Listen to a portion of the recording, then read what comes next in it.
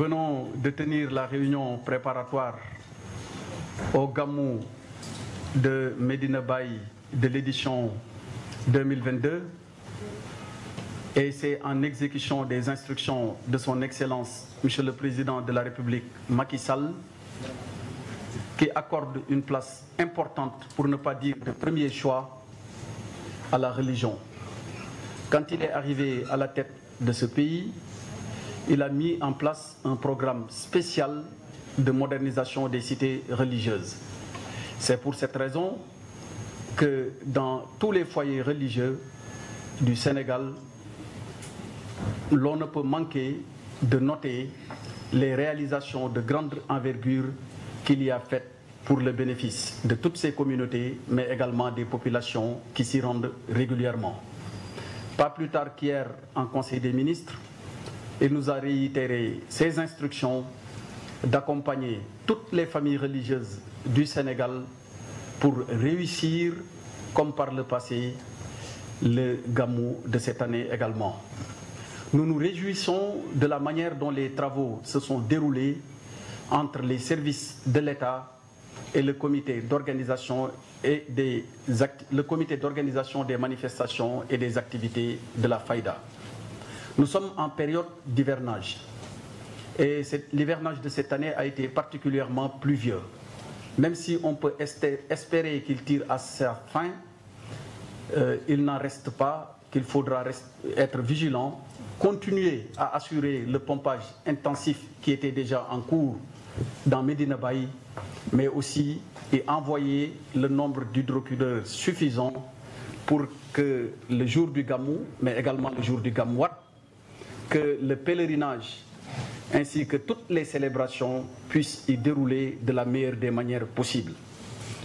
Nous saluons le message qui a été délivré tout à l'heure par le chef de délégation, Serigne Cheikh Mahi Cissé, représentant Serigne Cheikh Mahi Niass, Khalife général de Medina Baye, que Dieu lui accorde encore une longue vie et améliore sa santé.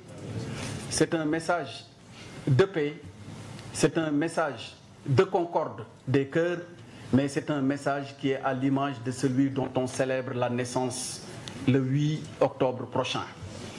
Il l'a rappelé tantôt, c'est un envoyé de Dieu dont toutes les activités, dont tous les messages, dont toutes les informations relayées par les saints concourent à un seul objectif.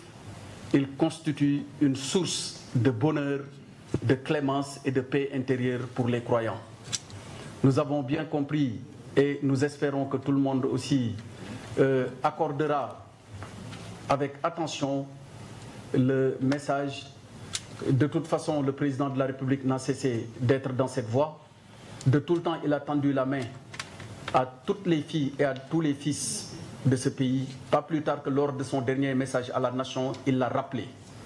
À l'occasion d'échéances électorales, c'est normal que les uns et les autres aient des opinions divergentes.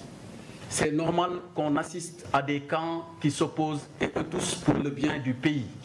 Mais une fois que ces échéances sont derrière nous, il reste le père de la nation et comme on dit, un bon père de famille, il accueille tout le monde et avec diligence, à chaque fois que de besoin, il va faire accompagner par les services de l'État les communautés qui en ont besoin.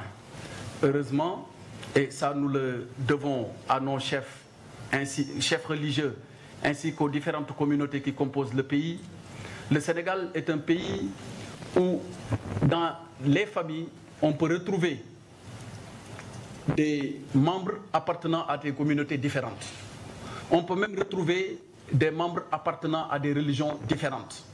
Mais cette différence n'est jamais source d'écart ou de divergence profonde.